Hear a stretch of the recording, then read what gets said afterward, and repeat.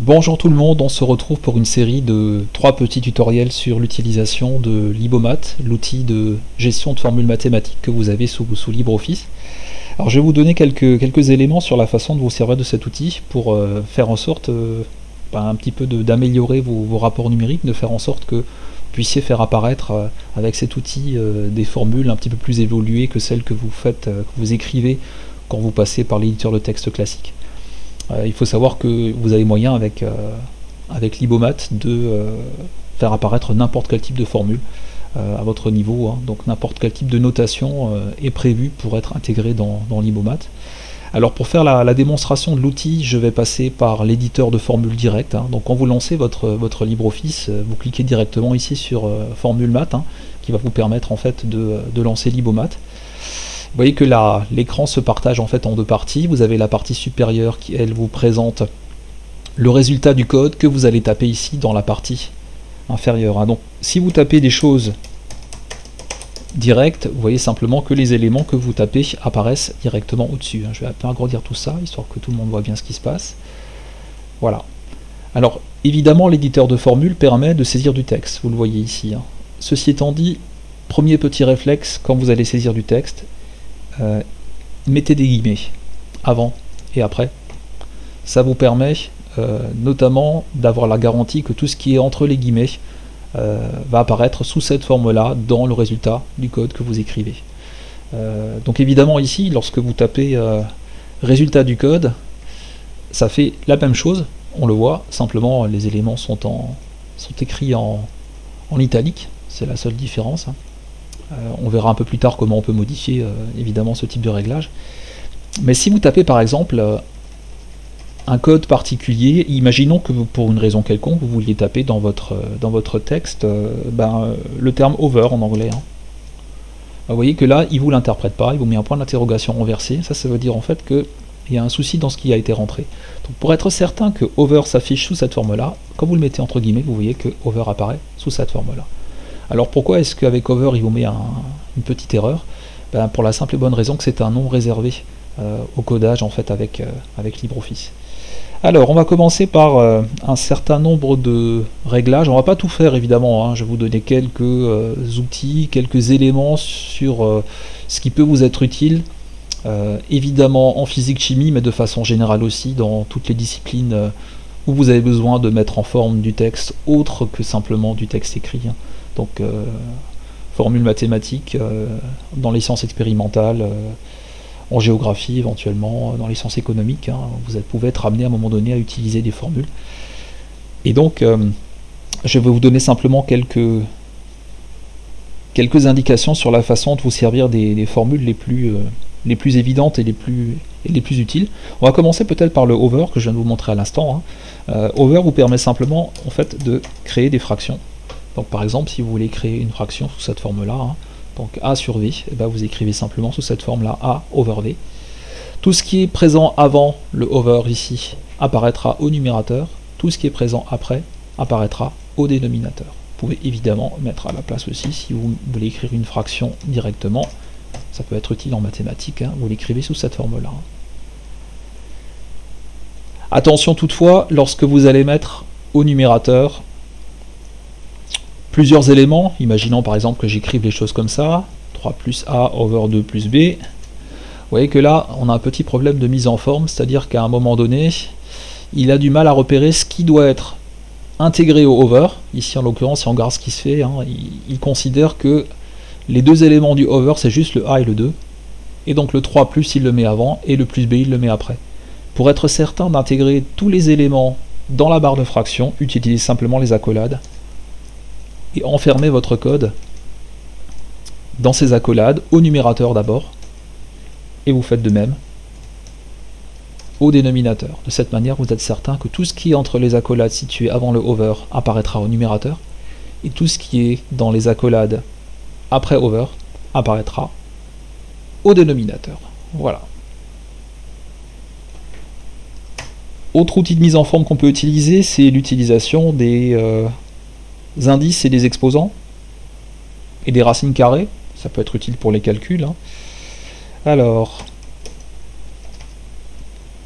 Imaginons que je fasse une réponse rédigée hein, où je précise que j'applique le théorème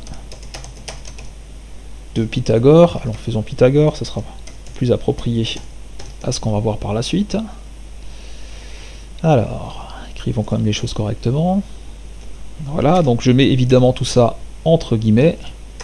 Et puis ensuite, donc, j'écris mon théorème de Pythagore hein, sous la forme habituelle. Alors, une des formes possibles hein, du théorème de Pythagore. Hein. Je vous la présente comme ça. Voilà. Donc vous voyez en fait que j'ai simplement fait apparaître sous la forme des lettres A, B, C, ce qui correspondrait en fait aux longueurs dans mon triangle rectangle, hein, je ne m'étends pas sur le sujet, et je fais apparaître, vous le voyez, par un petit chapeau ici, les éléments qui seront mis en exposant. Donc là, on met un petit chapeau après le A, après le B et après le C. De la même manière, si vous voulez, pour une raison quelconque, à un moment donné, mettre dans vos exposants plus qu'un simple élément, hein, imaginons que je veuille mettre par exemple ici 2 plus A, j'écris les choses comme ça, comme tout à l'heure, hein, si je veux être certain que tout le 2 plus A apparaisse en exposant, pareil, je me sers les accolades, hein, et ça me donne la chose suivante. Hein. Vous avez donc moyen ici, vous le voyez, de totalement personnaliser votre formule en faisant apparaître ici n'importe quel type d'élément. Je fais un petit peu n'importe quoi, mais pour vous montrer simplement qu'il est possible en fait de mettre les choses en forme exactement comme on le veut. Hein. Voilà, par exemple, faisons les choses comme ça. Hein. Voilà. Toujours en utilisant les accolades hein, pour délimiter les éléments qui seront placés en exposant. Donc ça, du coup, c'est plus mon théorème de Pythagore, donc je l'élimine, hein, je garde juste ce code-là. Quand vous allez vouloir mettre les éléments en indice, c'est exactement la même façon de faire, sauf que vous allez mettre un underline à la place du petit chapeau. Hein. Donc le underline, c'est la touche 8 de votre clavier. Hein. Donc ce code que vous avez ici, hein, qui vous permet en fait de spécifier à l'IBOMAT que vous voulez mettre les éléments en indice. Hein. Voilà, vous faites comme ça, avec toujours, on l'a vu, hein, les mêmes règles de priorité avec les accolades. Hein. Donc ça, c'est pour saisir en fait des indices. On a moyen évidemment hein, de mettre tout ce qu'on veut ici en indice. Hein. Donc ça se saisit de cette manière-là. Autre élément qui peut être utile, c'est l'usage de la racine carrée. Si vous voulez simplement donc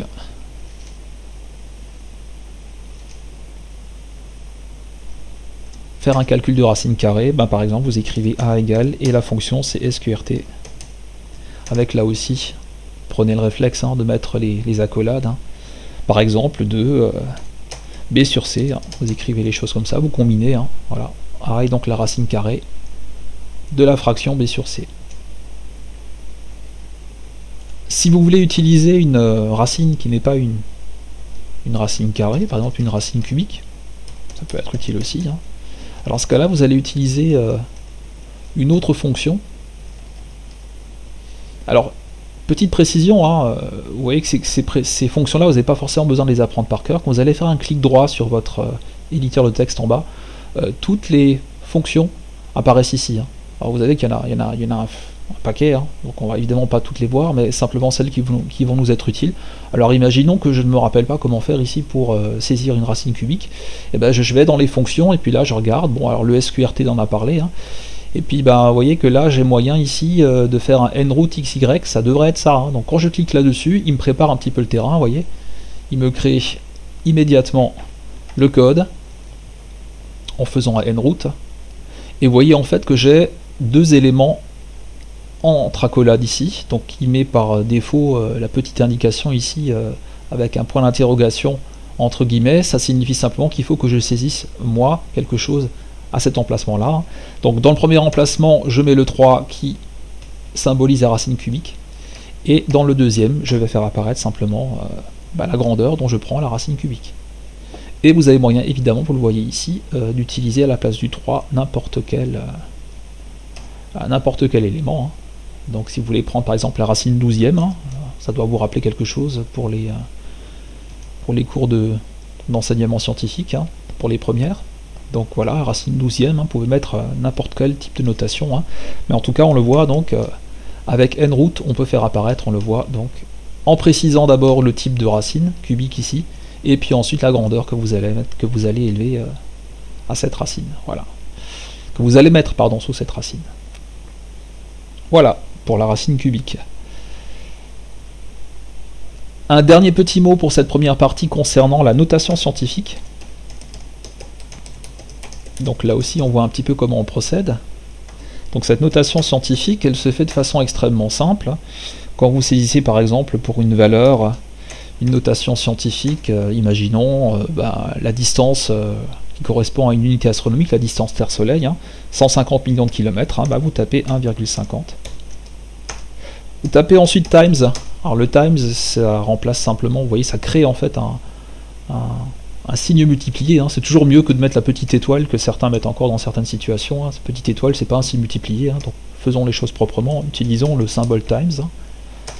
Et puis ensuite, il suffit, comme on l'a fait tout à l'heure, de mettre le 10 avec le petit chapeau qui vous précise que 150 millions de kilomètres, ça peut s'écrire sous cette forme-là. Donc voilà pour l'écriture en notation scientifique. Évidemment, après, quand vous allez faire des applications numériques sous la forme de fractions avec une notation scientifique, il suffira simplement, comme je vais vous le montrer ici, de vous servir de combiner cette notation scientifique avec le over. Si vous voulez diviser par exemple tout ça, alors évidemment je vais mettre dans une même accolade tous les éléments que je vais mettre au numérateur, comme on l'a vu tout à l'heure, que je vais diviser par exemple par un autre nombre quelconque que je vais saisir ici, par exemple 3,0 fois 10 exposant 5 par exemple. Voilà, simple opération. Et je peux ensuite poursuivre évidemment tout ça en mettant le résultat. Alors attention parce que Libomat n'est pas un calculateur, donc il ne va pas vous faire les opérations, il ne va pas remplacer votre calculatrice. Donc il faudra toujours faire votre calcul et ensuite mettre votre résultat. Voilà sur la façon de procéder. Voilà, je clôt cette première partie, et puis dans la deuxième partie, on verra notamment comment on se sert des formules chimiques, et puis on terminera par une troisième partie où on verra la mise en forme et l'utilisation des lettres grecques.